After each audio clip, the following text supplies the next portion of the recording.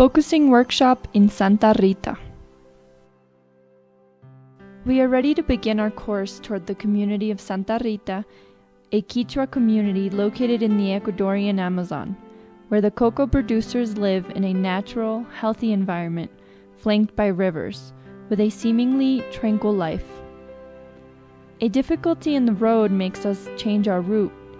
We utilize a pickup truck that takes us with nothing more in our hands than a bottle of water. We cannot take the material for the workshop. It doesn't matter, because the only thing that we need is a person willing to learn to pause and someone who feels like accompanying him or her in this process. We pass through a small bridge over the river. In that sensation of heat and humidity, the breeze refreshes us and at the same time pushes us to keep moving forward. At the end of a cobblestone road, suddenly an ample, green space opens before our eyes. A soccer field where children and animals play. On one side, we see the classrooms of the little school, where faces appear gradually, looking with certain curiosity, as if trying to identify those unknown people that have arrived to facilitate a workshop of something. Finally, we entered the classroom. On its walls, one could see the creative work of the children, photographs, drawings, and the wooden benches located one after another, the blackboard with some annotations and a fresh atmosphere. The Quechua assistants look at each other with playfulness and curiosity, as if waiting for someone to initiate the workshop. That wait at the beginning caused a sensation without a name, like of urgency, like of not knowing what to do. We begin the workshop with simple exercises, like clapping together while looking at the person next to us. We see that if we do it with haste, we do not pay attention, we do not accompany. The objects pass through our hands without us even realizing what they are.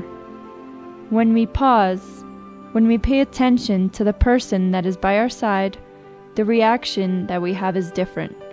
It is felt. The trainer invites each participant to ask the person next to him or her what their name is, but pausing, making eye contact.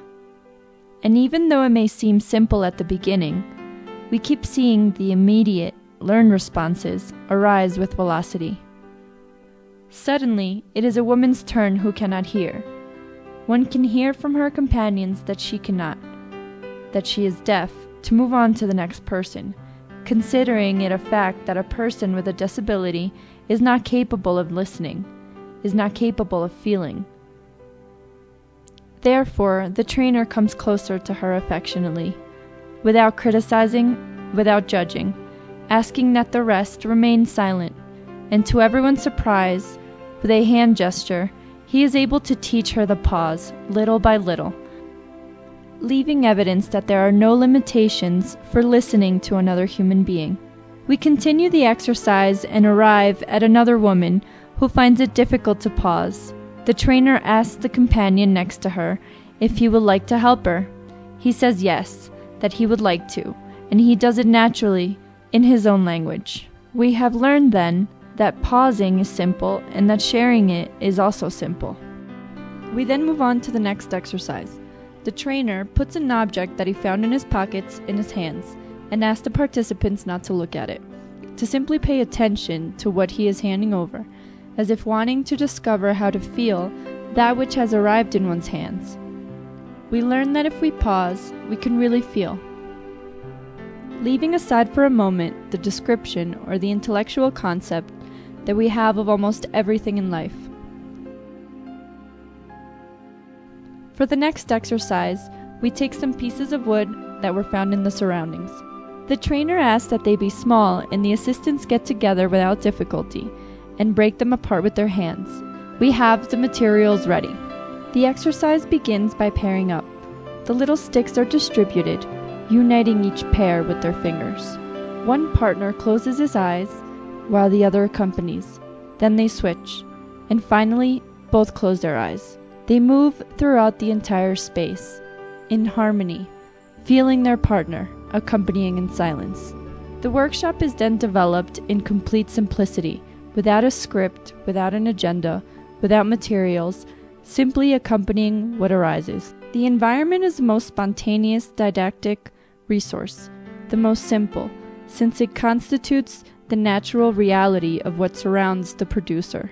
This makes him or her feel at home, secure, and capable of replicating it in any situation, in any moment.